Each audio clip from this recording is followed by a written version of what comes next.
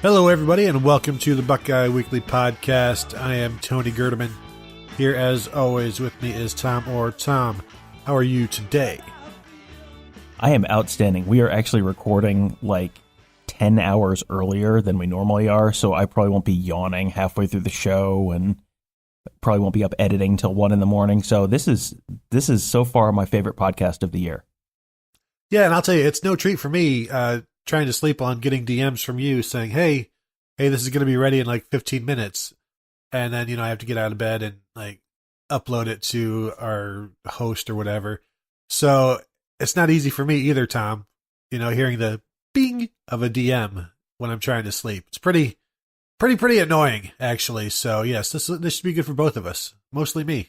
It's the least creepy way I could be sliding into your DMs at 1 a.m. So that's something. All right, let's start the show over. No, let's not. Let's just trudge through because, Tom, you have editing time now. If you want to cut that out, you can cut it right out. Oh, no, that's definitely staying in. That's definitely.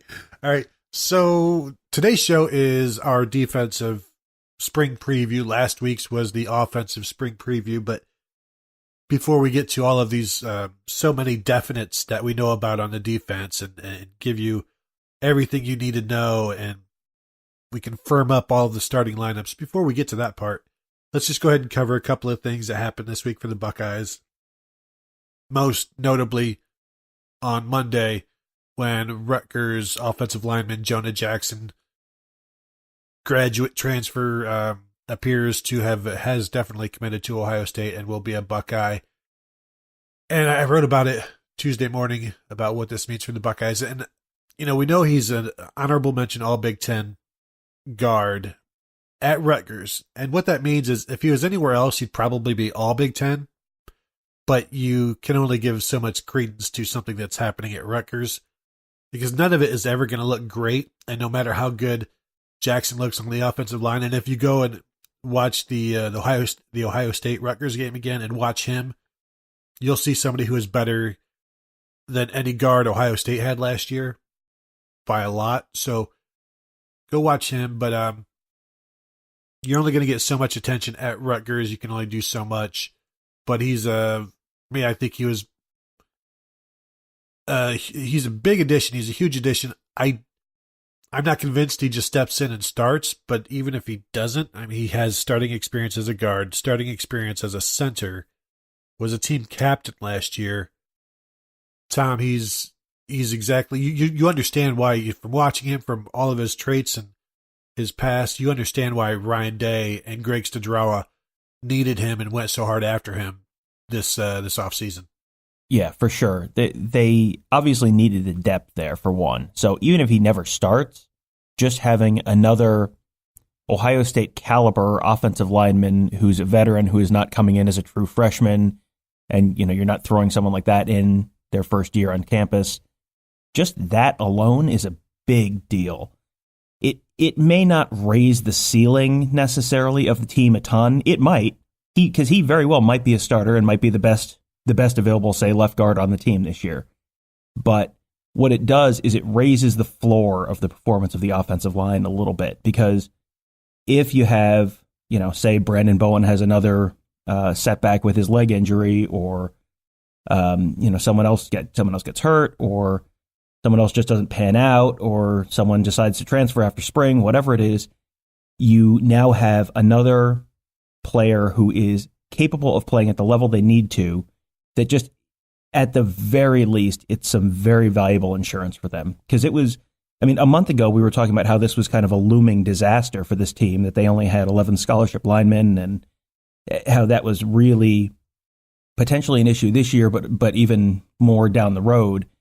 They have addressed the down the road by adding a couple linemen in the February signing period, and then to also add Jonah Jackson. You really could not have asked for much more out of the coaching staff. They've turned what could have been a major disaster into really not, it's not in real bad shape anymore. And what I like most about him, obviously he's a versatile guy. He can play anywhere on the interior. But if you watch him play, he finishes his blocks. He's a nasty guy. He wants to put people on the ground. And I think that demeanor is a very welcome thing for an Ohio State offensive line that maybe didn't have that last year and was maybe evidenced by the lack of ability to run the ball whenever they wanted, or, it was, as we've said many times, that it was a terrible running game last year. I think his skill set, his demeanor, his versatility to play wherever you need him, I think all of that will help the running game. He's coming in to win a job. I don't think he'll be here for spring football, but when he's here in the fall, he's going to have a demeanor and the way he practices. Like, I think younger guys will see that and think, you know what, if I'm going to win this job, I also have to be this way. I have to finish. I have to go, as Urban Meyer has taught his players, +2.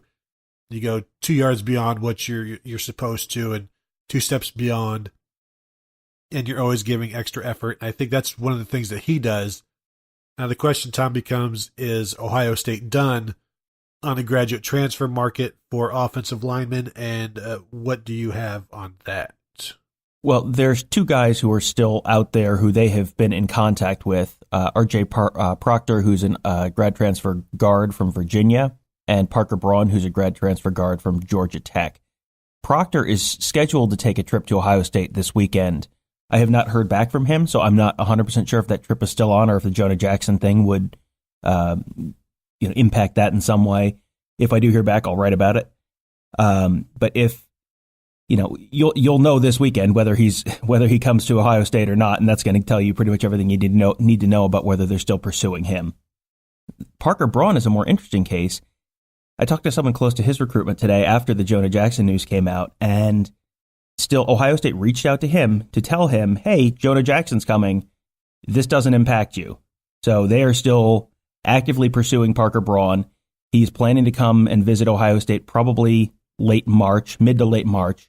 The reason he's maybe in a different boat than Proctor could be is Braun has a redshirt year.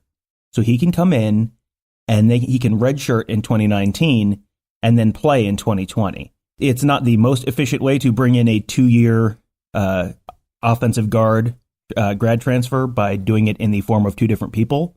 But if they can do it and they can add another interior lineman who is a 2-time All-ACC guard, that would be a big, big, big addition if they could land him. He's visiting Texas this weekend. He already visited Florida. He's been kind of looking at a couple other places, but it sounds like Texas and Florida are kind of the biggest competition for Ohio State right now.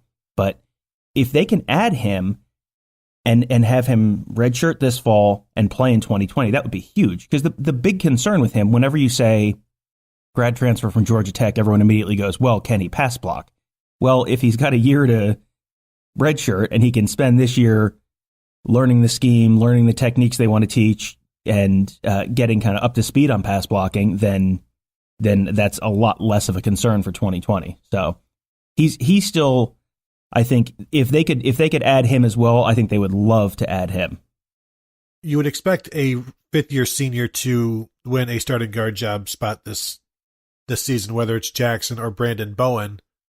And so when they're gone, maybe Parker Braun is a guy that just plugs right in. Like you said, 2-time All-ACC selection. So, he's got that makeup. So maybe that's just another plug-and-play guy. But what that does is it helps out some of the misses on the offensive line that they have had the last couple of years, and it gives them an opportunity to catch up. Because it's not a bad plan to plug in a miss with a guy who can start for a year and then plug in another miss with a guy who would start in 2020. It's, how Urban Meyer would always replace decommitments with better commitments. This is sort of like that in a stopgap way. And then speaking of decommitments, the Buckeyes had one this past week last week with Arizona running back Darvon Hubbard, who was formerly the teammate of quarterback commit Jack Miller. Hubbard transferred schools during the offseason. I don't know if he wanted to be the man and get more carries or whatever.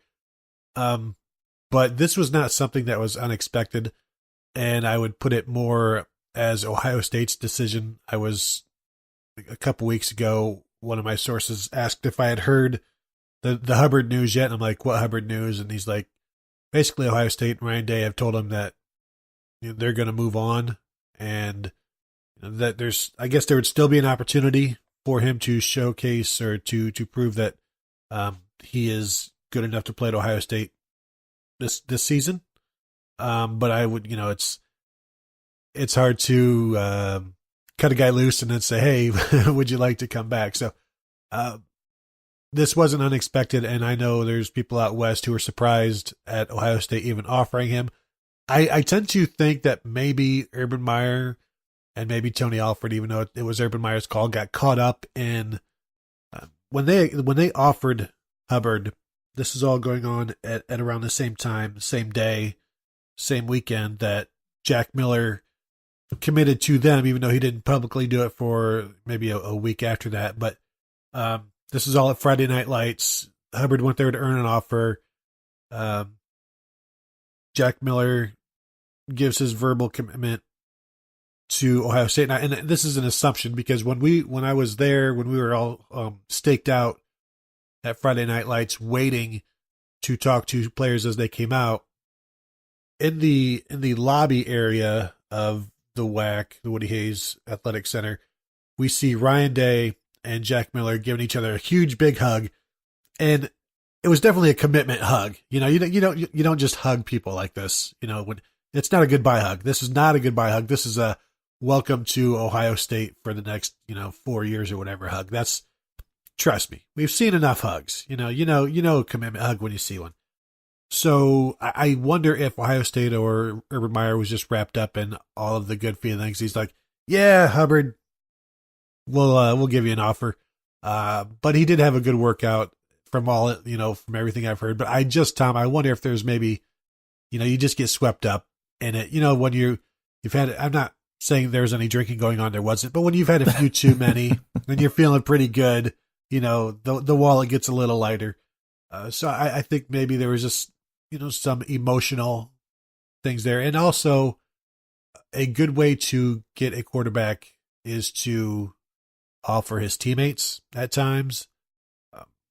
But then once Ryan Day takes over, he's reassessing the checklists and the draft boards or whatever, the recruiting boards. And they like other guys out there better. And so they're going to swing for the fences on them. And, from what we've seen, that's kind of Ryan Day's, that's what he said he would do. And I think I like what he's doing.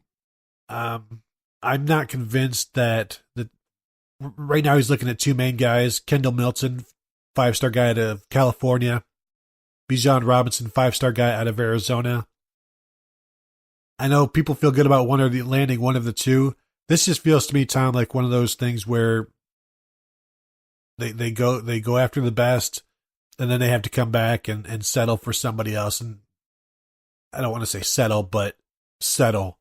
I really, if you go watch Bijan Robinson's highlights, it's video game like. He's averaged like 14 yards a carry last year.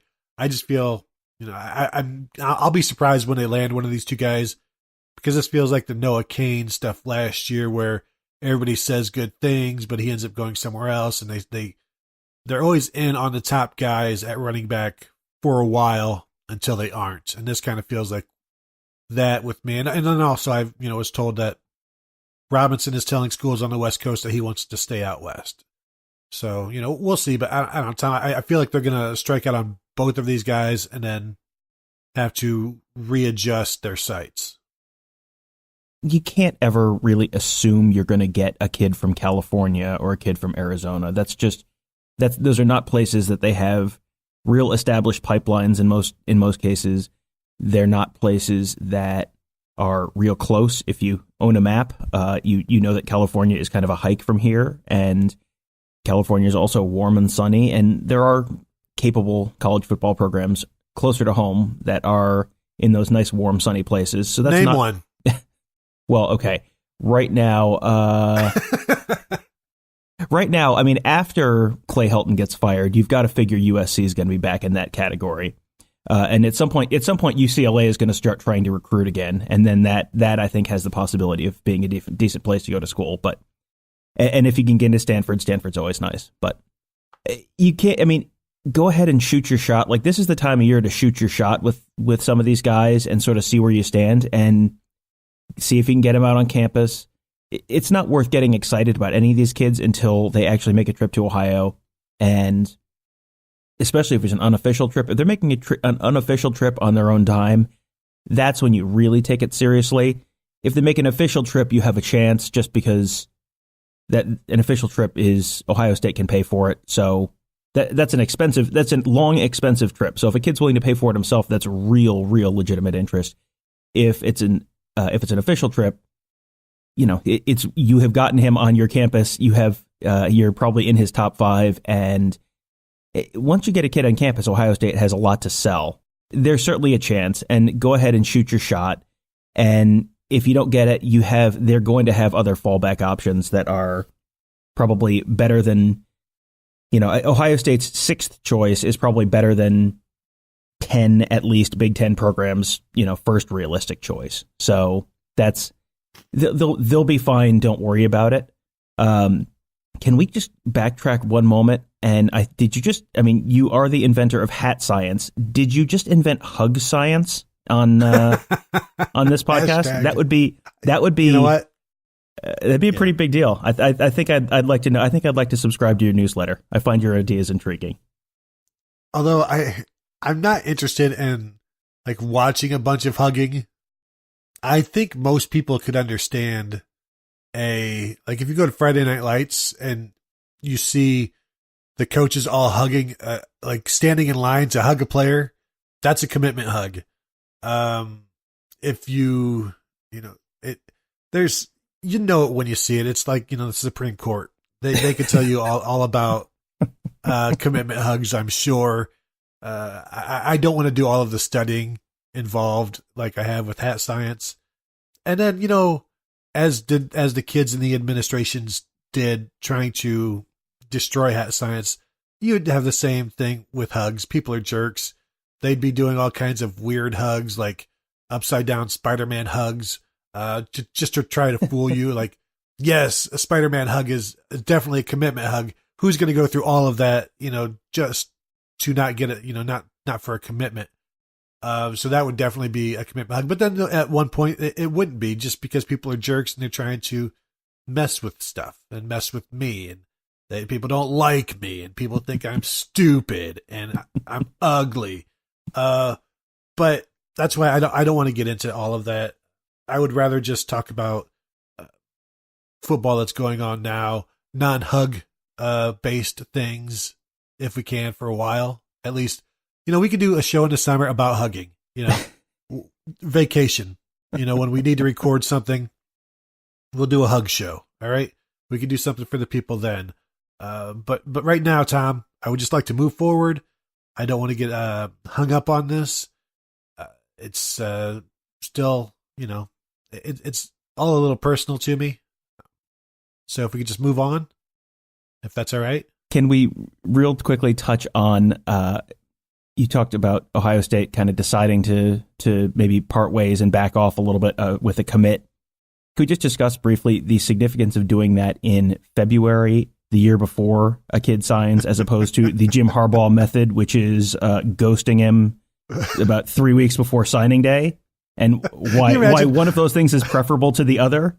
Because it's all of these Michigan kids. Jim Harbaugh a couple of years in a row has had kind of low-ranked commits that have been commits all the way through into January, and then before signing day, it's like, oh yeah, sorry, I can't go to prom with you after all. I got a better offer. Do you want a gray shirt and go to me with prom with me next year? Like, that's maybe if you do that to a kid in January, they have probably a lot of schools frown on their commits taking visits elsewhere. So that kid has probably not visited any other schools during the fall. That kid has probably not been in any kind of regular communication with other schools throughout the fall. All those other schools that he could have gone to have, in many cases, probably filled up their classes or mostly filled up their classes, and you're really cutting off their options. If this decision comes now, yeah, it kind of stinks. This is like the Danny Clark situation a couple of years ago. Yeah, it kind of stinks that the kid was committed for a number of years, and then the school kind of decided to back up and kind of reassess things. That's not great. But by doing it now, Darvon Hubbard has a chance to go to whatever camps he wants to all summer, talk to as many schools as he wants to all summer, take 5 official visits this fall. He could take one to Ohio State. He could take one to 4 other schools. No one's 2020 class is full yet. So that's why this is not an ideal situation, but if you do it now, you leave the kid in a much better position to land in a good spot where he's happy and not just oh crap, it's 2 days before signing day and I don't have a place to go. There have been, I think LSU has done that in the past. I think Alabama has done that in the past, or asked kids to take gray shirts, right before signing day.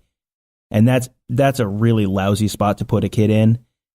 It's not ideal, but you are setting him up to land somewhere good where he's happy. Maybe that's Ohio State, maybe that's somewhere else, but he has the time to make an informed decision and a lot of options at this point. So I just want to touch on that and sort of lay that out, because that's something that we have been pretty critical in the past of Michigan when they have done that kind of last minute. And there is a little bit of a difference here between this. This is a very common thing. Guys kind of backing off this time of year. This is not uncommon at all. Doing it 2 weeks before signing day, that's very uncommon, and because it's kind of a crappy thing to do. I just feel bad for all of the kids who have tried to send their letters of intent into Michigan, and it's like eventually they get a call back from that number saying, this is a Tim Hortons. So if you could please stop trying to fax this paperwork in, whatever you're doing, that is not us. We are a Tim Hortons. If you would like some Timbits or something like that, you don't have to fax us. You can just come through the drive-thru and we'll help you out there. But the Ryan Day thing, the other thing is this is a new staff. So anytime a new head coach comes in, there's going to be this kind of attrition in terms of recruiting. When Mark D'Antonio took over at Cincinnati, he cut the entire recruiting class loose. Then when he would, just so that he could reevaluate everybody and get on the right footing. When he was at Michigan State and Urban Meyer came in, and they had there was somebody committed to Michigan State, or a defensive end from Northeastern Ohio, maybe Savon Pittman. Yes, exactly, Savon Pittman. He was committed to Michigan State. Ohio State comes in and offers him, and of course, Mark D'Antonio is very unhappy about it. Says it's not, it's dirty. It's not the way things are done, and yet. He cut an entire class loose when he was at Cincinnati, which means he now has to go out and recruit everybody else, everybody start over. And you're going to go, why would he not be able to recruit kids who are already committed? He's just he's starting out. So it's okay when he does it. But when Urban Meyer came in and had to start, from scratch a little bit, and he's going and getting kids from his own inside his own Ohio borders, and Mark D'Antonio was upset about that. So, I just always like that story because it's funny and it's hypocritical, and but I do like Mark D'Antonio. So when a new head coach comes in, it's normal for him to be like, no, I don't feel this guy as much as the previous coach did. So yeah, and like you said, it's happened this far out. It's normal. It's not even a big deal really, because gosh, when was the last time Ohio State had no commitments from any of their first 7 commitments? And we could probably go back and see that's the norm. I don't know if it's 2 out of 7, the first 7 that you lose. That might be a project for the summer where you look and, those first 6 or 7 are not going to be, somebody's going to be missing from that final class. So this is what was expected. It's not unexpected anytime this happens, especially even though he's from Ohio, being that far out of state. But there are, we mentioned 2 guys. There's also Diamante Trayanum in Ohio here. Is he from Archbishop Hoban? Yeah, Archbishop Hoban in Akron, which is the same school as Michigan just signed Nolan Rumler, the offensive lineman from there. Yeah, and the same school as Danny Clark and his brother Caden, who is a tight end, I think is going to Alabama with no offer from Ohio State because they probably felt like, I don't think it's going to work out with us in the Clark family. So, they like him at running back. He's also a linebacker, but he prefers running back. So that's if they're looking to sign two guys, that guy they might feel like they have him in their back pocket, and they're still going to obviously recruit him very hard. But then, if they can get one of two out of Milton and Robinson, they'll be thrilled with that, and Buckeye fans should be too. So that's basically the other two things that we wanted to get out of the way before we start talking about the Ohio State defense. Tom, did you have anything else? No. Now that we're ready to talk about the actual subject of the show, 30 minutes into the show, good. We're off to a roaring start. So let's start at the defensive end spot.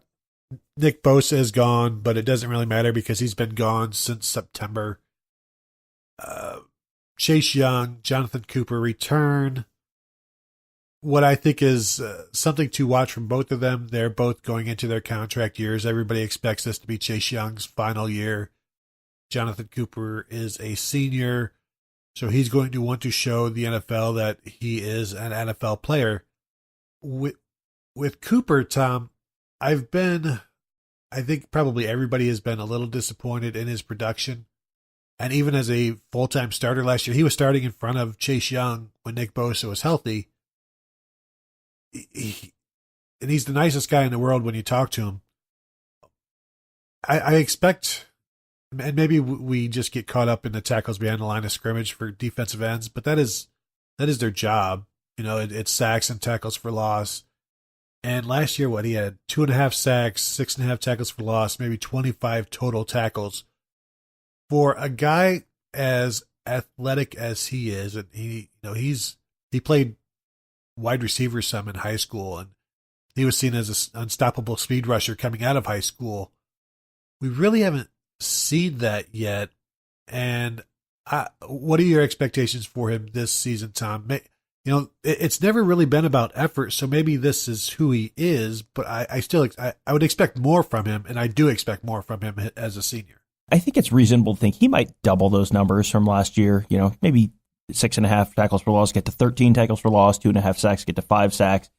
And if he's a 5-sack defensive end, that's a good season. That's not, I think there's been a little bit of skewing of expectations that everyone is going to be Nick Bosa or Joey Bosa or Chase Young. And it's no, that's not actually, most schools don't have those people. So if you're getting a 12, 15 tackle for loss kind of season out of him, and 5 sacks, 7 sacks, that's actually a pretty good season. That would put you, I don't know, I haven't looked at the list. That's probably top 30 all time. If you're at 7 sacks, that's probably top 30, top 40 all time single season for Ohio State. That's a very respectable season. But everyone, Joey Bosa is putting up a bunch of 10+ sack seasons. Nick Bosa does it. Chase Young last year comes out and says his goal is 10.5 sacks and then records exactly 10.5 sacks. And then this year his goal is to break the school single season sack record of 14.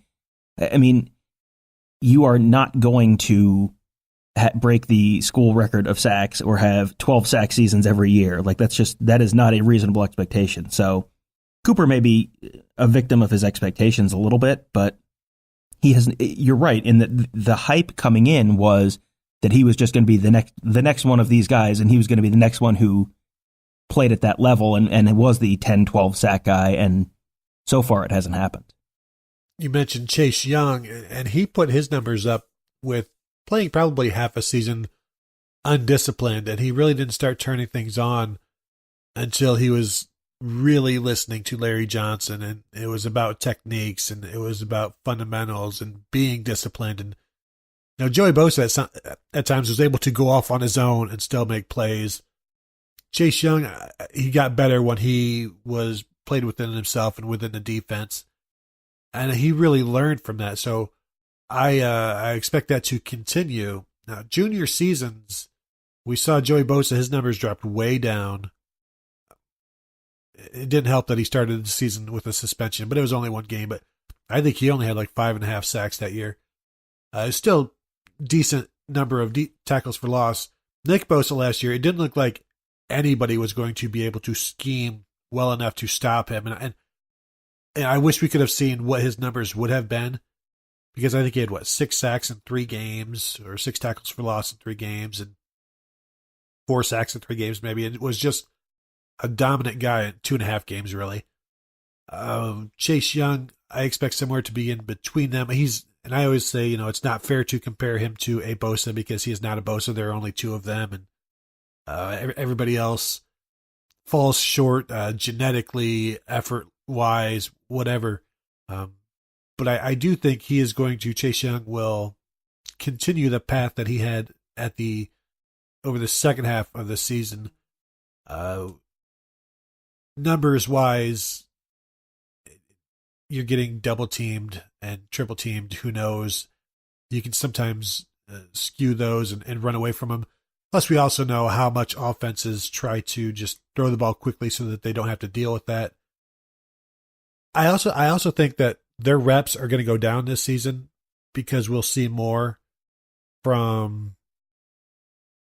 like Tyler Friday, Tyreek Smith. They will play more, I think, in the rotation.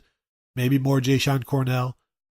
So when we look at the 10.5 sacks that Chase Young had last year, there wasn't as much of a rotation last year. I think there'll be more rotation this year. So, but then, Tom, does it become where he's fresher, or these guys are fresher throughout the game and can make more plays with with fewer reps? I know that's the way Larry Johnson wants it, but Tyler Friday and Tyreek Smith got a little bit of a taste last year. Now I think they're going to be, they have to be part of the rotation, at least one of them or both of them, and we'll see what happens with Jayshon Cornell, but those guys together played quite a bit as freshmen. Now they need to become part of the rotation, wouldn't you say? I would think almost certainly they're going to be part of that rotation. If you go through the defensive end list this year, they could very easily be rotating 6 guys and have some still pretty good players on the bench not in that rotation. I don't know that they're really going to want to go 6 deep all that often, but just at end, you've got Chase Young, Jonathan Cooper, Tyreek Smith, Jayshon Cornell, Tyler Friday, Zach Harrison, Noah Potter, Javonte Jean-Baptiste, Alex Williams. That's 9. So even if you redshirt Noah Potter and Javonte Jean-Baptiste and Alex Williams still aren't ready to contribute, which maybe they are and maybe they aren't, we really don't know yet, that's still 6 guys. Chase Young, Jonathan Cooper, Tyreek Smith, Jayshon Cornell, Tyler Friday, Zach Harrison. And those are all guys who are, I think it's reasonable to expect at least some level of contribution from all of them. I'm sure that they will want to keep guys fresh and rotate. I mean, that's kind of been the philosophy at wide receiver. That's been the philosophy at corners. That's been the philosophy on the defensive end for years. That's, I'm sure, exactly what they're going to do. But I don't think that's going to keep Chase Young from, topping his 10.5 sacks last year. Another year of, a little stronger, a little quicker, being fresh, being rotated in and out, and in the fourth quarter of those games, that offensive line's getting tired. You are not getting tired because you're playing 30 or 40 snaps while they're playing 60 or 70, and eventually that pays off. I mean, the best example of that, go back to the 2017 Penn State game, where they just kind of kept throwing just wave after wave of defensive ends and defensive tackles at Penn State, and that Penn State offensive line wasn't great. And then that Penn State offensive line got tired, and it was tired and not great. And then they just got murdered in the fourth quarter. Because everyone remembers the JT Barrett 16 for 16 fourth quarter and the big comeback and down 3 scores and all that. But the other half of that comeback was Penn State didn't do crap in the fourth quarter on offense. Yeah. They couldn't move the ball. They were just getting swallowed up whole up front at the point of attack. And when that defensive end rotation and that defensive tackle rotation works the way Larry Johnson wants it to, that's what it looks like. And so, yeah, you're not on the field for as many plays, but when the offensive line is real tired and it's a meet me at the quarterback kind of thing, your sack numbers end up working out just fine. The Alex Williams and Javonte Jean-Baptiste, I'm interested to see what they look like this spring. We won't see. Yeah, we will. Actually, we'll have Noah Potter and Zach Harrison there this spring as well. I wonder if one or two of those guys will move past the redshirt freshman, if we're even able to really tell at that point, which you can't, because there's a first team, there's a second team, and then everybody is the third. Everybody else is basically the third team getting in when they can. And there's so much, even some of the third team guys are getting reps with the ones. There's just so much movement and motion. It's really hard to get a definitive depth chart.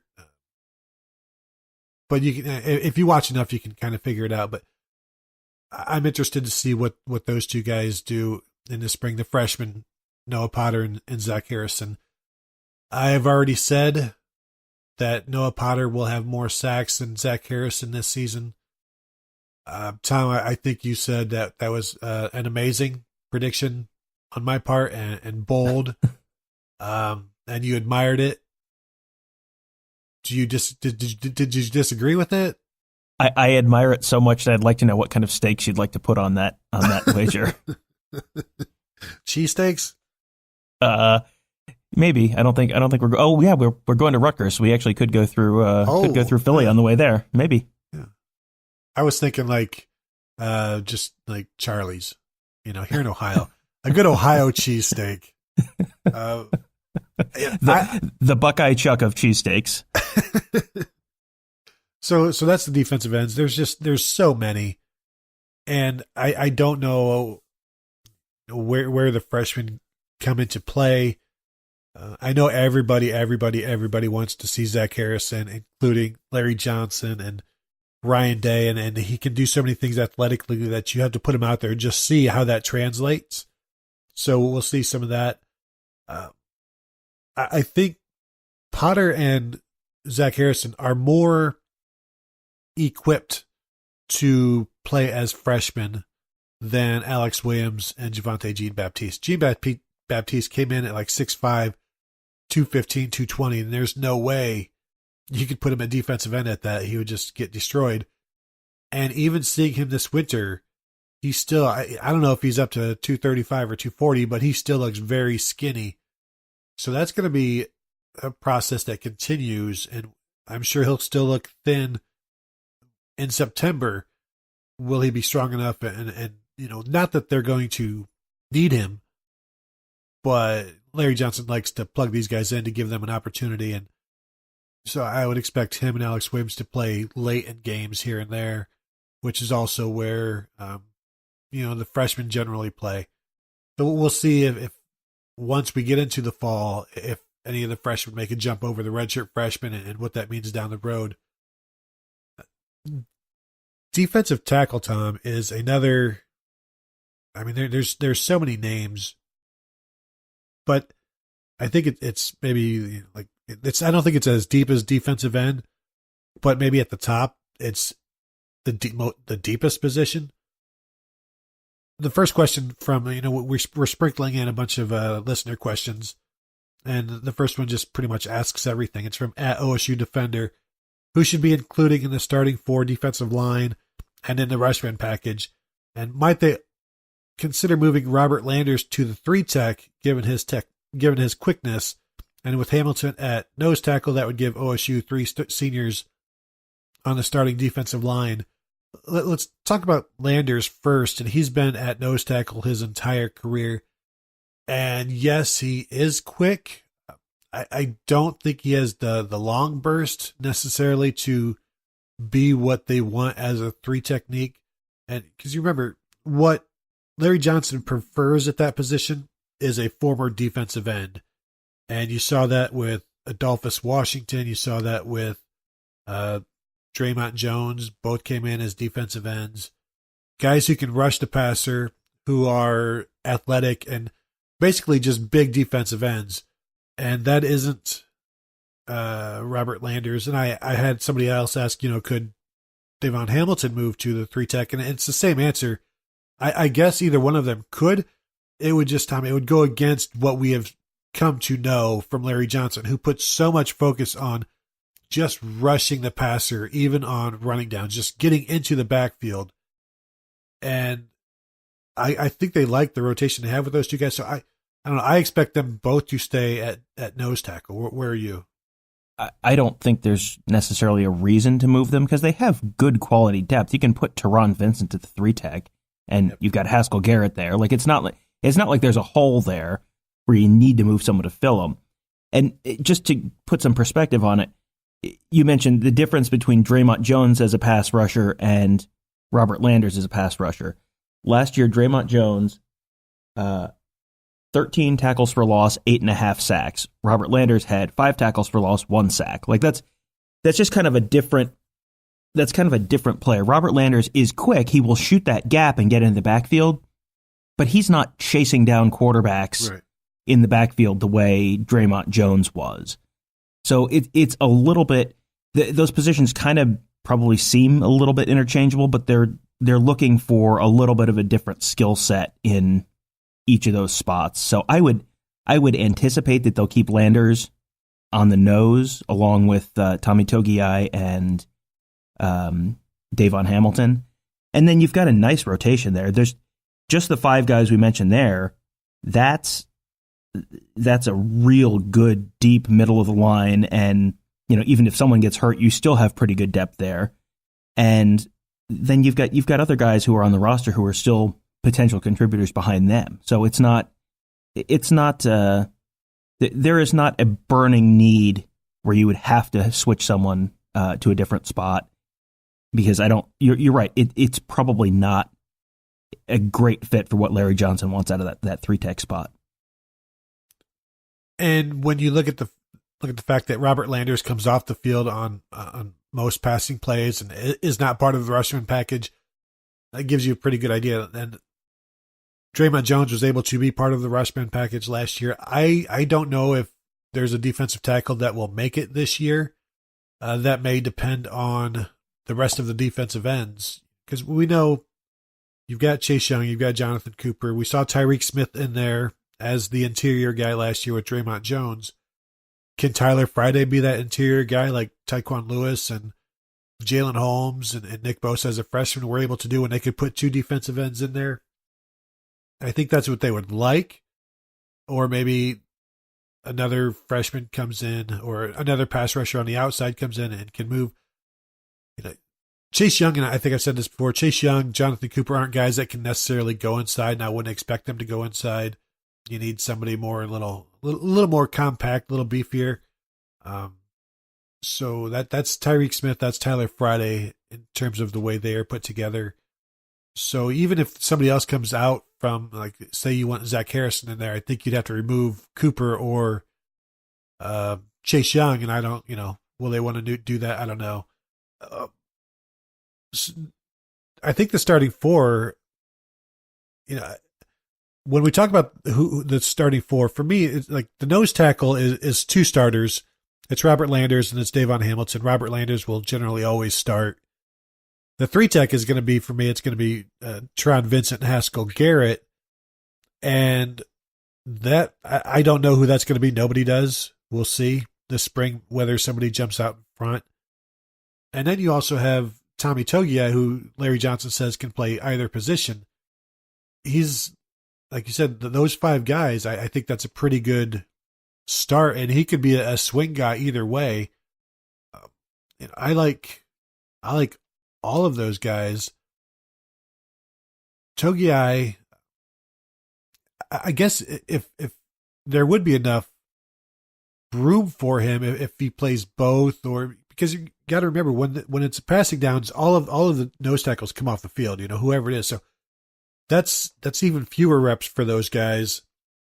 So I would like to see Togiai get some 3 technique play as well, if he can handle both spots and the responsibilities. Because as Larry Johnson said at the Rose Bowl, like he could run. People don't necessarily know that yet, but he's an athlete and he can run, and he's a guy that can maybe get upfield. He's just bigger than most you would expect there. They like 285, 290 pounds, something like that. And Togiai is a little bit heavier than that, perhaps. But I think there's enough to work with just those 5, because we talk about defensive lines. If you can go 8, 9, 10 deep, that's really, really good. And they're at least 5 deep on the defensive tackle on the interior. And we haven't even talked about Antoine Jackson or Jerron Cage, or maybe even moving Jayshon Cornell to back to defensive tackle. I think he's probably maybe better suited at defensive end now. I don't know. But just those 5 guys that we've talked about, I think that's a pretty good setup for this spring and into the season. For sure. You've got 5 defensive tackles, and we just went through minimally 6, maybe 7 defensive ends who you'd be probably pretty comfortable throwing on the field right now, at least situationally. That's, let me do math. 5 plus 7. That seems like roughly 12.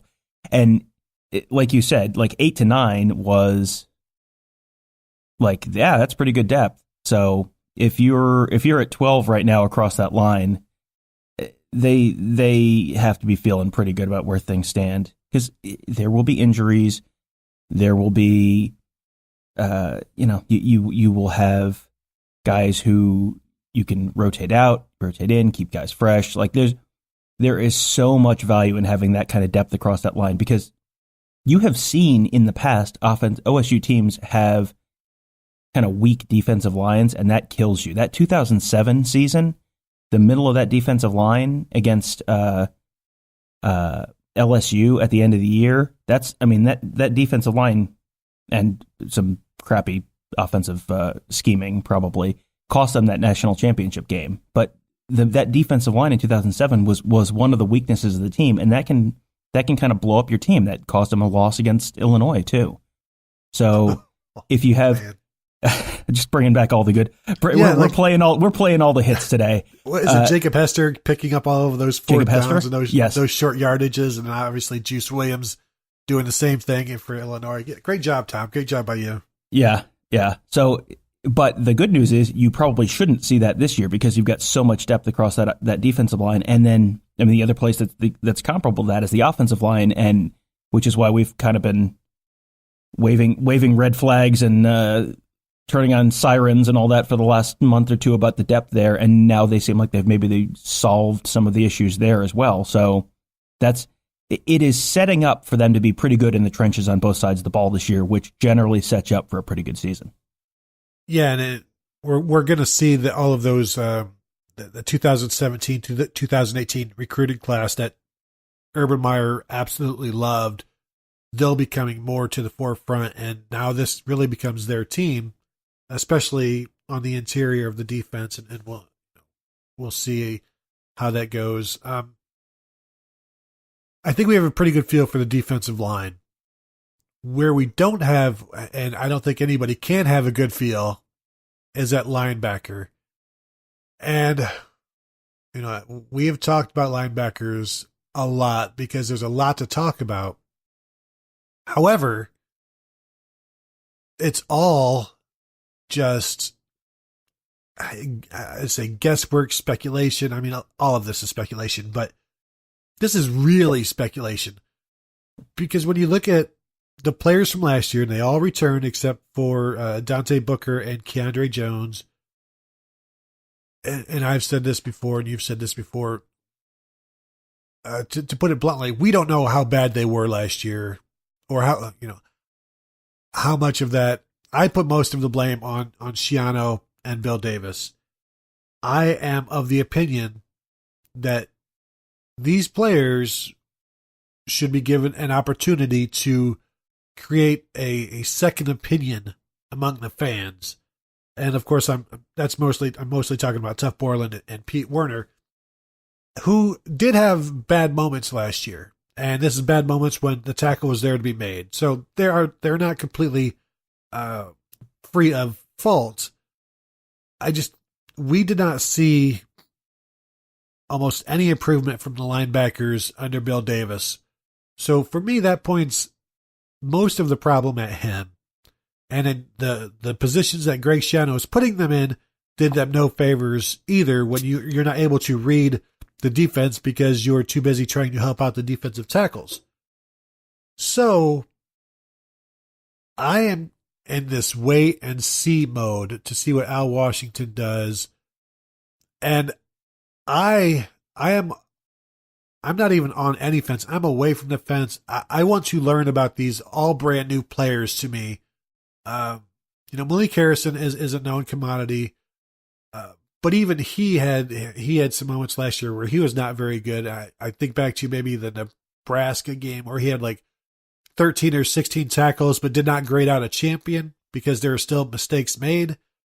So for me, this is a wide open blank canvas, and I'll let the picture unfold, and you tell me, and I'll let the players tell me how good they are this year.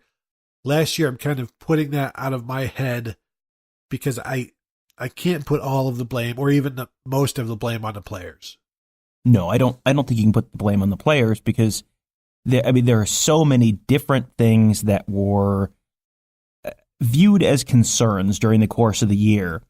And then this is one of these, watch what I do, don't listen to what I say kind of things.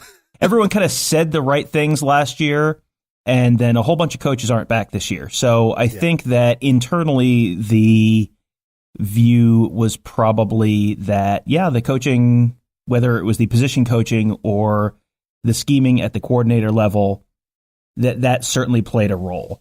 Because there has not been very good development at that linebacker position for a few years. And the odds that these are all 4 and 5 star linebackers. So the odds that they missed on the evaluation of every single one of them is really probably not that high. So that tells you the issue is probably lay somewhere else. And the staff changes this year tell you where they probably think some of those issues lay. So it's going to be a real interesting spring because the whole linebacker unit this spring is just kind of like shrug emoji.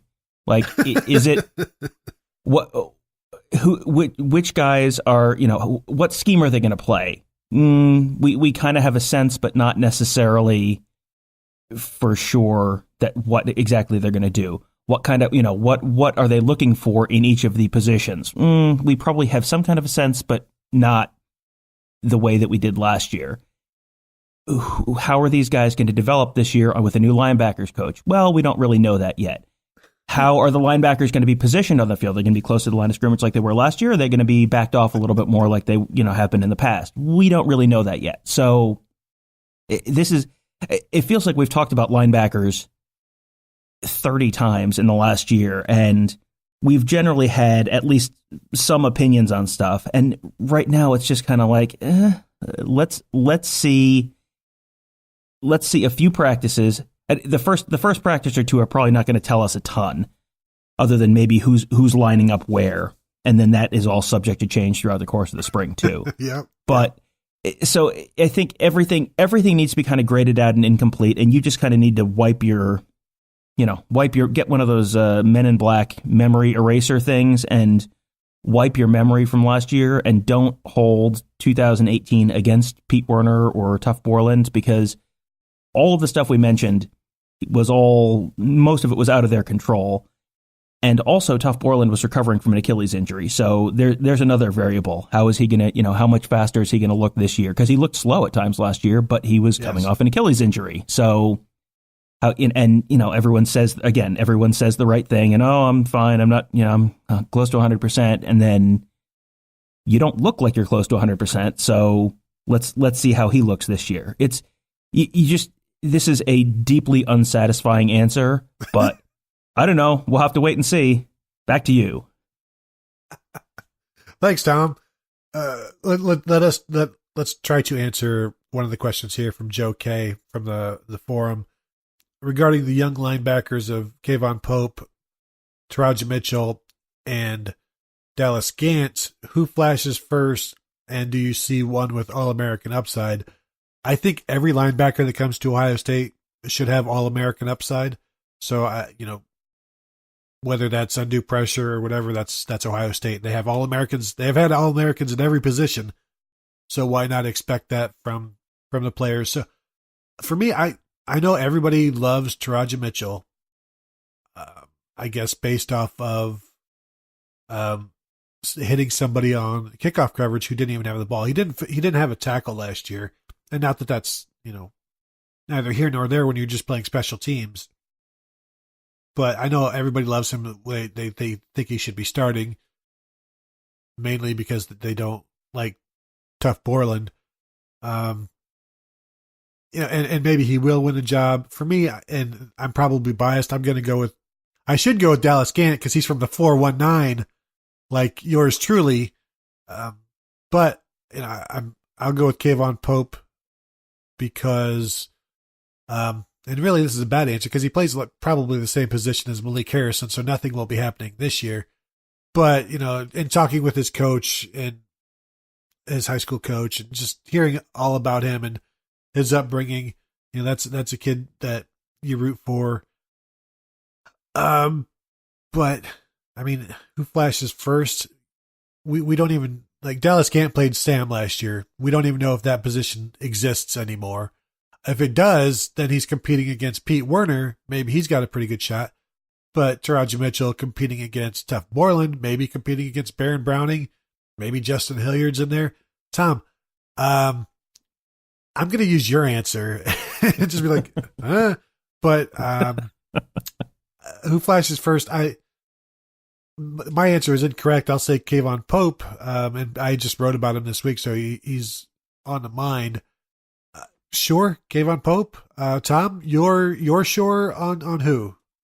Oh, absolutely. I have a very strong opinion here for sure. Because I think if anywhere on the field, we know everything we're going to see from the linebackers this spring. So, I mean, maybe. All three of those guys have something going for them. I mean, Mitchell, like you said, Mitchell's a big hitter.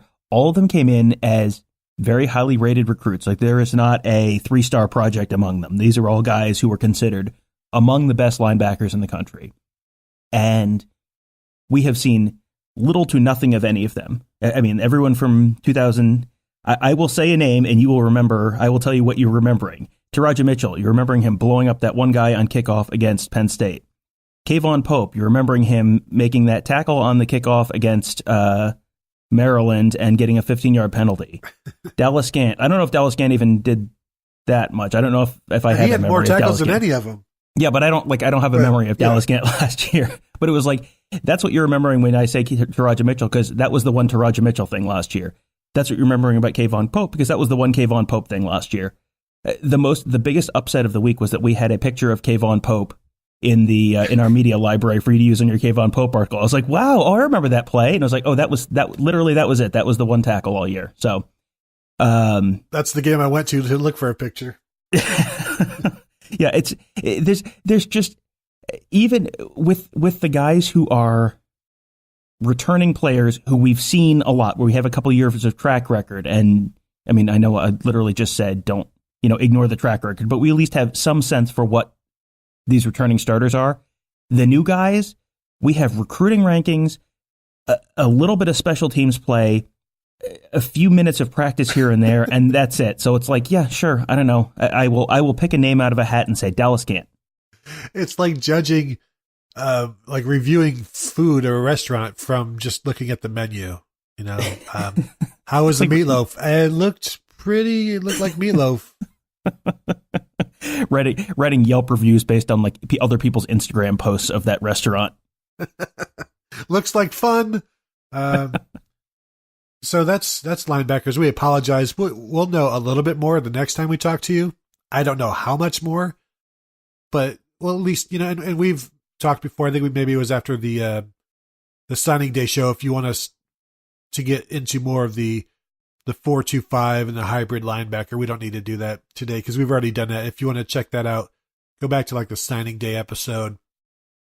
I think we get into that quite a bit, where who could be the hybrid linebacker and all of this. And gosh, there are already so many questions about linebackers. We don't need to get into that part of it because we eventually want to end the show, which takes us to cornerbacks. And a quick question here from Brutus on the forum. Was the staff really happy that Chris Carter talked Damon Arnett into coming back? People are so mean. But as we've talked about, Damon Arnett coming back is a good thing because it gives, for one, it returns a starter. Sure, he may have had like 5 pass interference calls last year, but you're going to have that. gives you depth. It gives you the known. And really, there's so much unknown behind him. Yeah, Jeff Okudah, everybody loves him, who also, I think, had about 5 or 6 pass interference penalties. I don't know why people don't get mad at him about it. When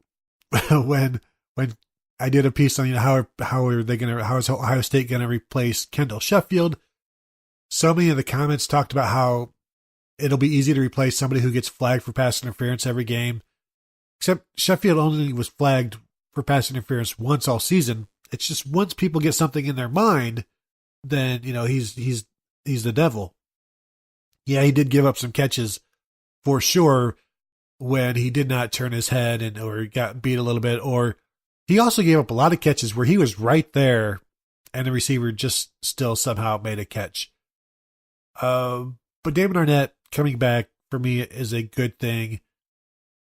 I think the fact that Jeff Hafley talked about they're not just going to be a press man team also helps with Arnett coming back, Tom, because he's a veteran who can, I think, adjust to different coverages easier.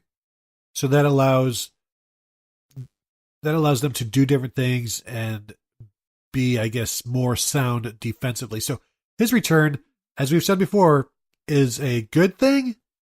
Your voice kind of went up there at the end. I'm not sure that was what you meant to emote or not, but it's if you have 3 good returning starters, these do not have to be first-round draft pick Denzel Ward, Marshawn Lattimore kind of corners. If you just have 3 good returning, somewhat proven corners to put in a rotation, that's a huge step for this defense. They don't have to have. You're not going to have. Everyone kind of has this in their mind. Well, so-and-so wasn't Denzel Ward last year. Well, guess what? Denzel Ward went 4th overall in the NFL draft. Like, you're not going to have a Denzel Ward all that often. So if you have Damon Arnett, you have Jeff Okudah, you have Shaun Wade this year, who, I mean, I'm sort of lumping him in with the proven guys, although I'm not sure exactly how proven he is. But if you can get the 3 of them to the point where you're comfortable with that 3-man rotation, that's a big step for this team going into the year. Because it's just you need to have corners you can rely on, because that frees you up. If you can kind of trust your corners to be out there one-on-one, that frees up the rest of your defense to do a whole bunch of different stuff that you can't do if you've got to give them safety help all the time. So I think that it's reasonable to expect one of those 3 guys to have kind of take that step this year. They didn't really have someone who did that last year, but I think that's sort of a reasonable expectation at Ohio State is one of the 3 guys is going to take the step and be that kind of first round, second round NFL draft pick kind of corner next year. And I have in my mind who I think it is. I don't know. Who would you say is the most likely to take that step? Next year, I'll go with Okudah. Yep. I don't think anybody would be surprised if this is his last year at Ohio State. For Shaun Wade, I'm looking forward to the starter spring to see where he is, because from people I've talked to, they not even sure where he is yet. So is he a corner? Is he a safety? And then we get back to the whole 4-2-5 thing, and it's we've already talked about that. We don't who knows exactly what that hybrid guy will look like and the dominoes that will fall behind it. But if they can get Shaun Wade in that 3, then you can ease in the other young guys. And that kind of takes us to the next question here from former Buckeye quarterback Shane Falco. With the offensive line now addressed, when can we start to panic about 0 corners in the 2019 class and the lack of depth at safety, especially since we want to run a 4-2-5 with the hybrid safety position? I'll hang up and listen, provided the podcast microphones aren't locked in the car with your keys. Thank you, Shane, for that. Tom, you have something to say? I was just impressed that we only got one question that involved locking cars and keys this week. Keys and cars. That's because not all of our listeners are total jerks. All right. But I think there is concern there. The good thing is they brought in a bunch of corners last year. So you've got Cameron Brown, who unfortunately played 5 games, and I'm assuming he was hurt because he pretty much disappeared, and you're not just going to play somebody the first 5 or whatever, and then not play him again. Seven Banks played in 6, with the last couple coming at the end of the season, in which he paid his his red shirt was worth burning to pick up that punt block. And then Tyreek Johnson didn't play it at all, I don't think. So, he's got his red shirt. But really, as we've seen with Damon Arnett, fans don't want to see that 5th year anyway. So don't worry too much about, I guess, Tyreek Johnson redshirting and or whatever. But so you've got those 3 guys. That helps the fact that you didn't bring anybody in 2019. But as we've talked about many times, 2020 you've got to load up again and bring in at least another 3, because there's also a good chance that one of those cornerbacks that you bring in moves to corner. So maybe you bring in 4 and you just bring in as many as you can handle. Although, Tom, since they're signing like 18 wide receivers, you have to wonder if they're even going to have room for a corner in 2020. We'll see. It's going to be important to find room for at least 1 or 2 this year. That's for sure. So dial it back, Brian Hartline. Yes, settle down, Beavis. The lack of depth at safety, and we'll get to safety here in a second. It's you need to see that recruiting start to pay off, and I assume we'll see it with Josh Proctor. And let's just hold off on safeties right now, Tom. We'll get down there. Just settle. Now, Jeff Hafley. One of my favorite things about the signing day meetup with all of the coaches was when he was in the NFL. He would ask all of these Ohio State. He would see an Ohio State corner and be like, scouting him and be like, why is that guy rotating with other guys? And then the next year he would see another guy like, why is that guy rotating? And then he would the guy who was one of the younger guys rotating would then be on his draft boards, and he would see like, oh, okay, these guys are all good. That's why they're rotating, because every year I'm seeing somebody new from them. And he didn't believe in rotating corners. He felt you just put your 2 out there and then you stick with those 2. But if you got 3 that are just as good, as Kerry Combs always said, then yeah, you rotate them in. So he's okay with that, provided they have 3 that they can rely on. And I think if they have Sean Wade there, they do have that. I'm just glad that spring is 1 week away from the time we're at, actually, Tom, 1 week from right now, we'll probably be at practice. Is that right? And if we're not invited, we'll be lurking outside the fences. So they better just invite us in. We'll be at the softball stadium watching from like the top row, just seeing what we can see as they probably practice inside. So we'll be just watching the roof of the WAC. The corners, for me, it just comes down to where is Sean Wade, and then if he's at safety, then you've got to have one of those young guys or 2 of those young guys step up. And it's a daunting thing, as we've seen. It's rare for a redshirt freshman or a true sophomore to just, without much playing time, to just come in and step in and be good. I mean, that's not how Garyon Conley was. That's not how Marshawn Lattimore was. Denzel Ward started as a safety, but he was also, like you said, the number 4 draft pick. And maybe what Ohio State needs is more Ohio cornerbacks to be good, because when they're going out of state, they're not finding that same quality. But I think there's enough guys, but I also think that's contingent, like you said, on Sean Wade, and we'll see where that is next week, I guess, right? Yeah, we'll see. We'll have at least probably a better idea. We'll see how much they actually do during that first practice and how much we actually get to watch. That's always kind of the 2 big questions for that first practice this spring. Everyone's all excited, and it's like the first spring training game of the baseball season. It's like, oh, I'm all excited, and here we are, and that's great. And it's still the first. Okay, I don't know who half these guys are. We'll get to watch stretching and we'll get to watch running, but depending on how long we're out there, you'll at least get to see. Sometimes there's at least an order to the order guys are going through drills in, and that can be instructive that first week. So going back to what you talked about a minute ago with the guys not necessarily being able to just jump on the field that first year without a whole lot of experience and be contributors. That was one of the reasons that last year was a little disappointing from that true freshman class, the Cameron Brown, Seven Banks, Tyreek Johnson class, where you were hoping you would see one of those guys at least be not necessarily a rotation guy, but at least be a kind of regular participant and doing some stuff that you kind of notice them every once in a while on like defense. Okudah did. And yeah, like Okudah did. And Okudah was a little bit on the far end of that spectrum, because by the end of the year he was basically starting in that Cotton Bowl against USC.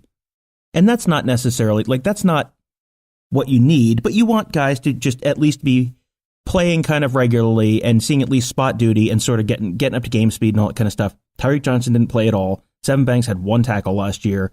Cameron Brown had 1 tackle last year. And you saw, I remember seeing Cameron Brown at the end of some games, out at the end of the Tulane game playing corner and that kind of stuff. And that's fine. That's all well and good.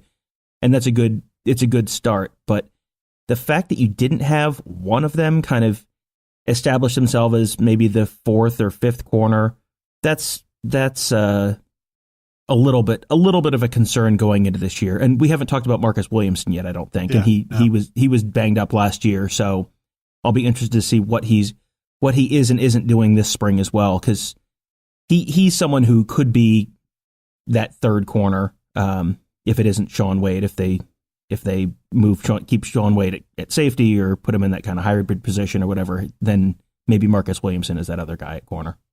Which takes us to the safeties, which maybe that's where Marcus Williams ends up. Who knows?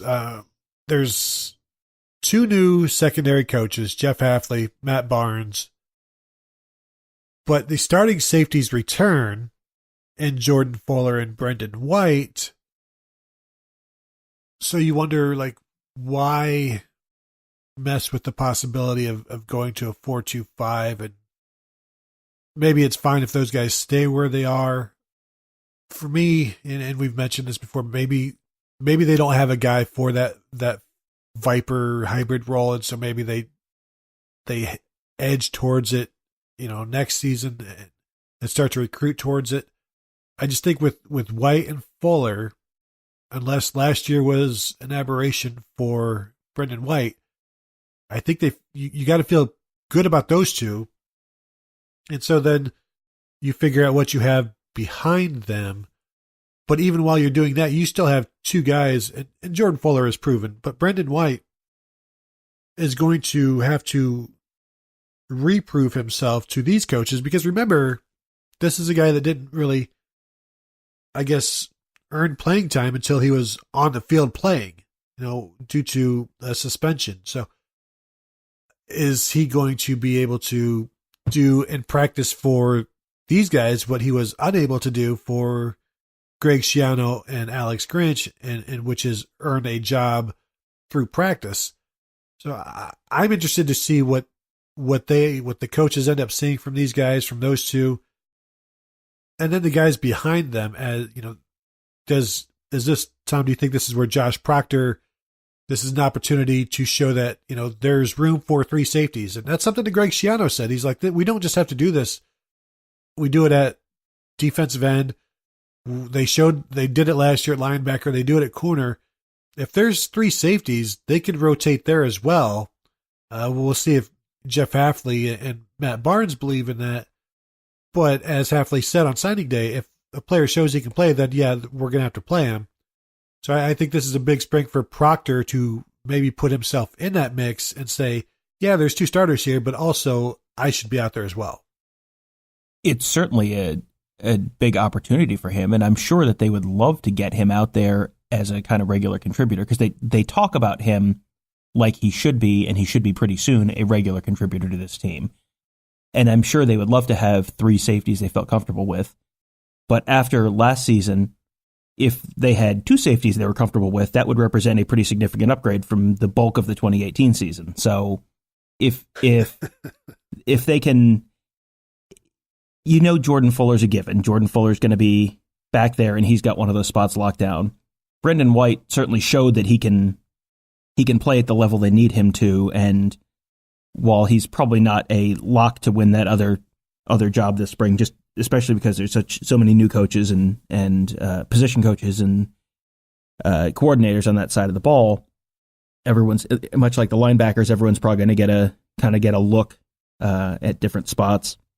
I would assume the same thing is going to be true of safeties as well.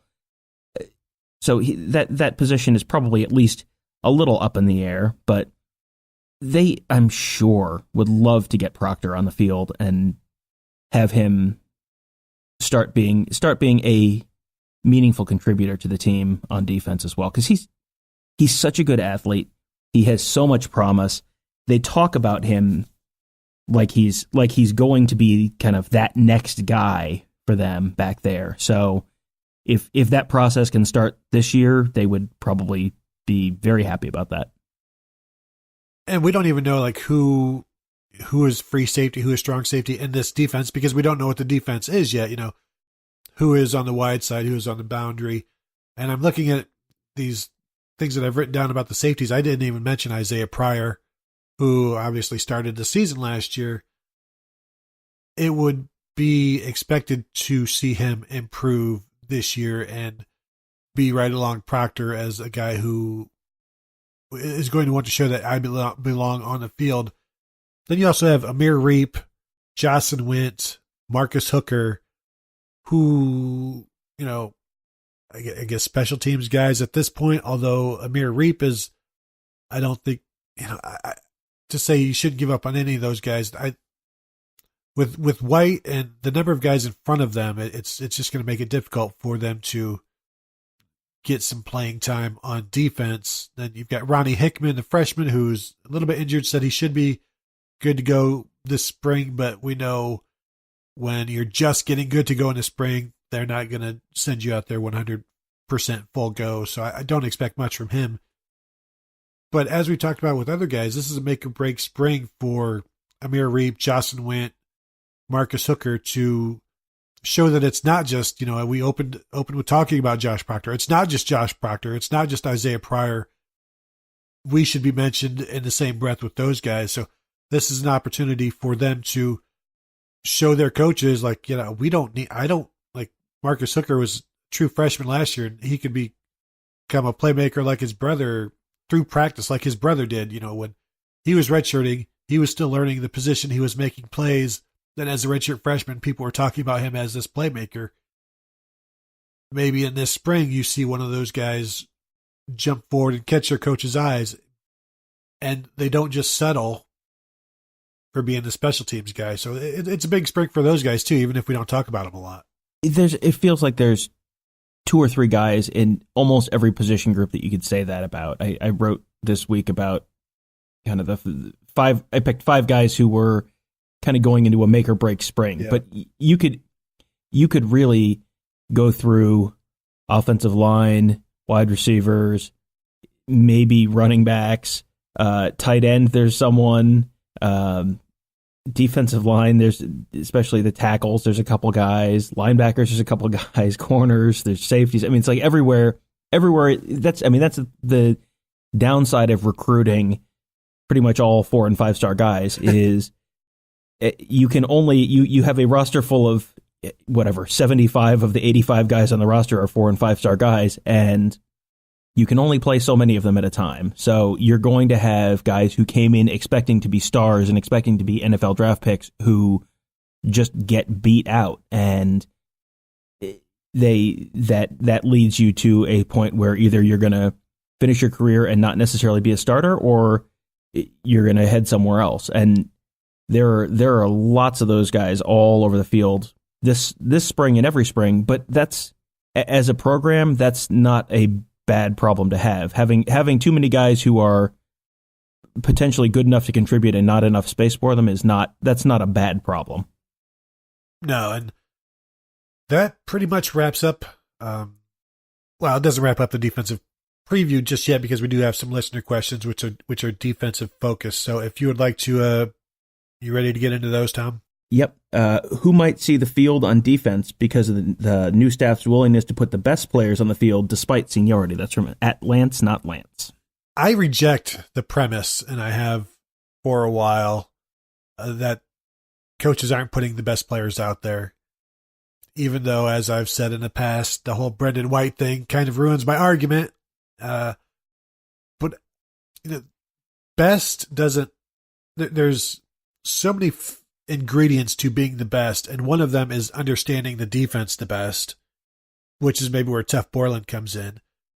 And in terms of seniority, let's not forget, as a redshirt freshman, he came in and moved Chris Worley, who was a fifth-year senior at that point.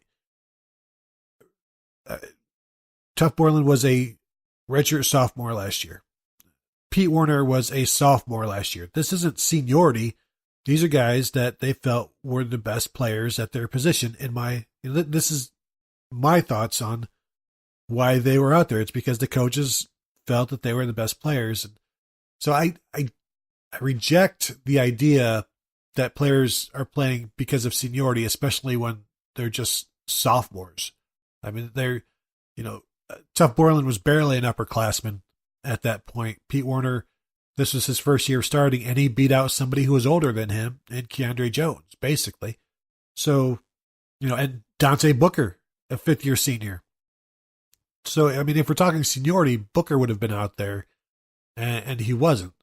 Keandre Jones would have been out there, and he wasn't. He'd be out there this year, and he's not. Defensive line, I don't know that you could point to anybody.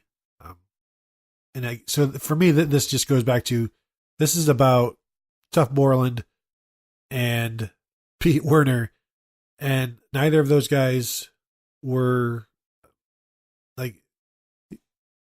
I don't see the seniority with them. I think that's why I keep going back to Bill Davis and not having a great idea of the linebackers and not putting all of the blame on these players. So I don't know, Tom. Do you have an answer for this one? Because, like I said, I reject it. I don't think it has been based on seniority. Because, like you said, I mean, you gave the Dante Booker example is a great example. He was literally the only scholarship senior on the defense last year, and he really didn't play. And Keandre Jones had seniority over Pete Werner, and he didn't play. So I don't think it's a straight seniority thing.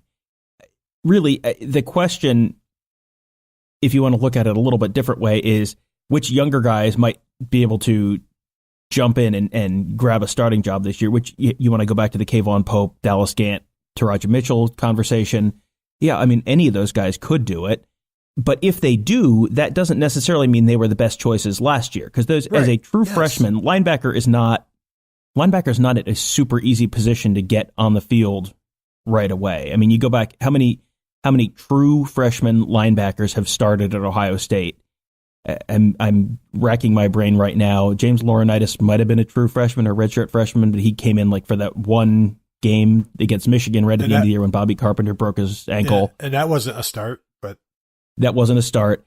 Andy Katzenmoyer started famously as a true freshman, but I mean, he had other linebackers literally dragging him by the arm and lining him up, and then he was just kind of a missile. They pointed him and said, "Go blow that up," and then he did. Ryan Shazier at the end of the year, did he get some starts? Maybe. I mean, he played a lot as a freshman, but he played a lot as a freshman, and you will have guys who will play as freshmen. Baron Browning played it as a freshman a couple of years ago. Yeah, Raekwon McMillan did. I mean, it's possible to get on the field, but it's not the easiest spot to just jump in late September as a true freshman and okay, now I'm the starting Sam backer. It's not the easiest thing to do. So you will probably see some new faces and some different starters this year. That doesn't necessarily mean those guys would have been the best choices a year ago. Maybe they would have, and maybe they wouldn't have. But there are so many variables that have changed this year that it's going to be hard to make a blanket statement that this, because this person is the best choice this year, it means definitely that the coaches made the wrong choice last year. That's actually a very smooth transition to our next question, which is from @Stewart_E4USVet. I'm optimistic about the defense next year. What do you think will make the biggest impact on next year's defense? Coaches, scheme, or players? And I have some thoughts here. I think we've both shared our thoughts on this a little bit. There is certainly I put it this way, of the coaches, scheme, and players are probably the third most important on that list just for the defense. That's not always true, but for the 2018 versus 2019 Ohio State defense, players are probably the third most significant variable there. There's coaching and position coaching, and the significant turnover there probably shows you, like I said earlier, that they recognize that the coaching was an issue, and the scheme was an issue last year, and the turnover at coordinator shows you that they probably recognize that the scheme was an issue last year. So it is, I think, very realistic to expect a much better defense based pretty much solely on those two variables, because the players, there has not been that much turnover personnel-wise on that defense. I mean, Keandre Jones left it as a grad transfer. Nick Bosa's gone. Kendall Sheffield left early. And Draymond Jones left. And Dante Booker. Yeah, I mean, really, of guys who played the whole year last year, it's Kendall Sheffield and Draymond Jones. Those are the guys who played and started pretty much all year who are gone. So that's not going to be nearly as much of a changeover as the other two aspects, I don't think.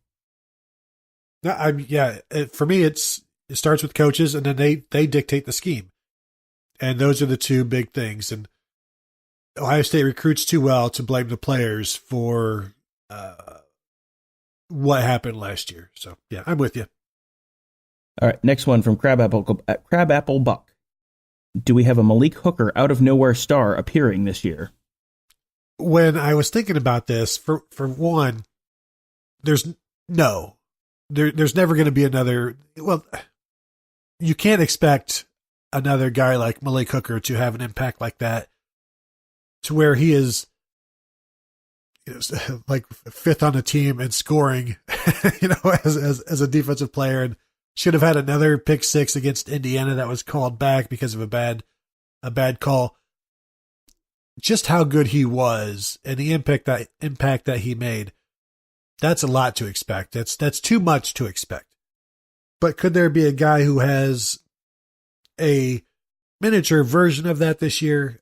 Sure. For me, I went with Teron Vincent as somebody who I think could go from relative unknown to very known. So that's my guy. I just like his quickness and his pursuit and his effort level inside. His enthusiasm is also, you talk to him and he's Tom, you can back me up on this one. He's an enthusiastic guy. And I think that translates well on the field, especially inside when it's all effort. It's all about efforts. If you're dealing with two guys, or if you happen to be a three tech who only has to deal with a guard. So that's my guy. I didn't think too long and too hard before he came to my mind. So that's who I'm going with. What do you got? Teron Vincent's a really good answer, actually. I like that better than my answer. I said Tyreek Smith, who it's just a matter of whether he's going to get enough playing time. But the fact that he was on the field as a freshman in the situations that he was, as early as he was, they clearly see him as a future star. So he is maybe a little too established at this point. To account for that, I don't know. As far as if you're looking for who is going to be the next person on the Ohio State defense to get picked as a first-round draft pick, who people are not necessarily talking about right now, Jeff Okudah has the possibility of being that guy. I mean, he is obviously not a true out-of-nowhere guy, but he's not someone that, I will confess, I have not spent a lot of time looking at 2020 NFL mock drafts, but I'm guessing that he's probably not in a ton of first rounds right now, but he could have the kind of season that would vault him into that kind of position in this time next year. Next one from Indiana Buckeye. Which will be the dominant plan for the defense this year, a 4-3 front or a 3-4 scheme?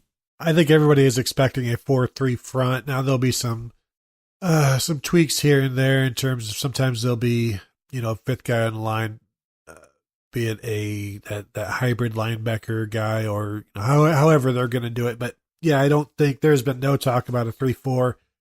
And with the sheer number of defensive linemen, I think Larry Johnson might quit if they went to a 3-4, that he would just walk out and he would not be alone. His entire defensive line would walk out with him. All of the players, his assistant they would just all walk out, and probably end up transferring to Miami, where everybody else goes. Yeah, I think you have to look back at last year. What was the best unit on the Ohio State defense last year? Probably defensive line. What was the worst unit on the Ohio State defense last year? There are a couple choices, but linebackers are up there. I don't think you want less of the good and more of the bad. Put it that way. That's a very good answer. Yes. I think there's a lot more question about what that back seven is going to look like than the front four. The front four is going to be the front four and is going to remain the front four almost certainly this year. Last one from Mobuck. Will this be a top 25 defense in 2019? Tom, when people ask why did Ryan Day go out and get 2 assistant coaches from a defense that he put 62 points on, I always go back to the fact that, but, did you see that defense through the rest of the season? Did you see that was a top 2 or 3 defense? If they can get the ass, and then I also go back to the fact that they were running Don Brown's defense, so that 62 points or 55 is also on more on the coordinator and the scheme than the position coaches, but then also so is I guess that top 2 defense, is also more Don Brown and Greg Madison and Al Washington. But I think the additions, and we don't. Again, this is like linebacker talk. We don't know. I do expect a much better defense. This is a much more experienced group of players. Sometimes when you're redoing a defense, it's hard to maybe be in the top 25 because you're starting out simple and it's a learning process, and then you go from there. But this is also Ohio State. So the expectations are high. You should always have a top 25 defense. Now, I don't know, Tom, what would be the best measure of that? We're talking yards per play, something like that, to get an idea of what is a top 25 defense. Because you go back to like the 2002 defense or some other defenses where you score a lot of points on offense and the other team is trying to catch up, so they're putting up a ton of yards. That doesn't really do much for you. So whatever is the best measure, I don't think it is unreasonable to expect a quote-unquote top 25 defense from Ohio State this year. I think it should be expected. No, a top 25 defense is kind of the absolute baseline for this is what it's supposed to be, and this is what it should always be. Yeah. If you go by, I looked up S&P Plus, which is kind of the advanced overall opponent adjusted measure. They had Ohio State 26th in defense last year, and that's after 3 straight years of being a top 10 team. So they were not a top 25 defense by that metric, but really the bar there is top 10. So should they be a top 10 S&P Plus defense this year? Yes. By yards per play, last year they were 72nd or something. I have them 64th. Okay. But maybe. So they were, 64th or 72nd. I'm looking at, I'll go back another year. The year before that they were 4th. So they should be. Yeah, if you're wondering why last year felt like a complete disaster, that's why, because you go from 4th to, one of the top 5 in the nation to about middle of the pack. Like, yep, that's gonna feel like everything's on fire. 2016 they were 3rd. Top 25 is like the table stakes to keep your job at Ohio State, basically, as a defensive coach. Like that, you have to be minimally there, and top 10 is, yes, you are doing a good job. And that's top 25 for sure. I would expect that, and top 10 I think is a reasonable expectation, at least by middle of the season. There may be some learning curve and a whole new coaching staff and a new scheme. Like there will be issues, and you will throw your remote against the wall at some point in September because they have had a horrendous bust at some point because their guys are just still making mental mistakes as they adjust to the new system. But by the end of the year, this should look like an Ohio State defense in the way that you typically think of an Ohio State defense. And when you talk about top 25, I go back to 2014 and looking at that number. The Buckeyes were the number 25 defense in terms of yards per play allowed. So maybe you don't necessarily need top 25. You just need that 25th best defense. That's the key right there, because they're top 5 in 15, 16, 17, and what did they get for it? Nothing. But the 2014 defense is also similar to this one, as I was saying, like it gets better as the year goes on. So the numbers should improve gradually, from month to month. And by the end of the season, you'll have a much better defense than I think you did at September. But even in September, it's going to be better than the Ohio State defense you had last November. And if it's not, man, I don't know. $4 million a year to Don Brown. Okay. Whatever it takes, I guess, at that point. If 2 Michigan coaches can't fix this, by gosh, we're going to hire a third. So, I mean, hey, if you can beat them, join them. I don't know. If you always beat them, join them or something like that. I forget how it goes. I don't, there's no real good saying for what is going on right there. If you can't hang 62 points on them, join them. I don't know. Like I said, we'll figure it out, work it out, and maybe we'll spend all next show on that rather than talking about what we actually got to see that day at spring practice, assuming we get to see anything that day at spring practice. But we all agree Ryan Day is a much better, much more favorable head coach than Urban Meyer, and we all agree that better access for the media is the hallmark of all great coaches, right? I have filed a Freedom of Information Act request for the coaching staff contracts and haven't gotten that back yet. But I'm assuming that there's some kind of a bonus in there for media access for Ryan Day's contract. So I would assume that's he's probably knowing. I mean, he had donuts for us the first time we went. So I think if anything, that has to be an omen that we're going to get like crazy good access this year. Yeah, so I'm looking forward to it. It's in his financial best interest. That is true. They should tie those things together. Honestly, they've taken away our meals. So use that meal money as incentive.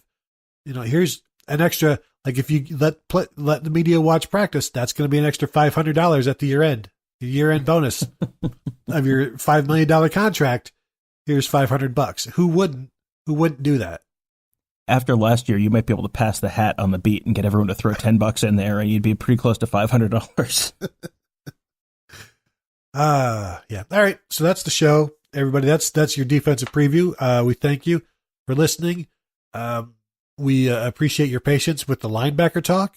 That's always a fun topic. And next week we'll have some actual insights that we can begin to digest and talk about. So make sure to continue the ratings and the reviews.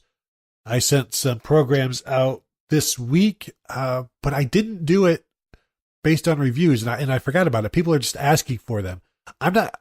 Stop tricking me like that, dear listeners. Don't just ask for stuff. That's rude.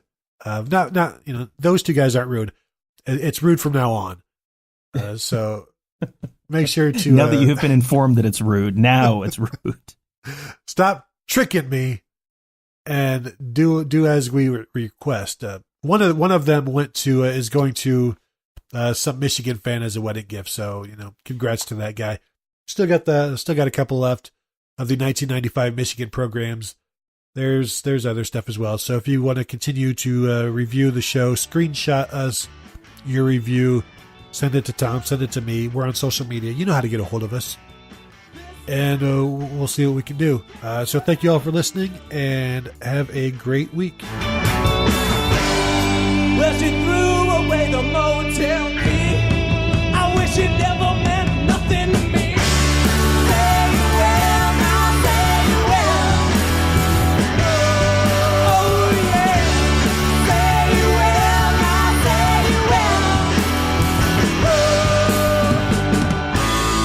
If you tell me that tomorrow's alright, we could steal a car and leave tonight.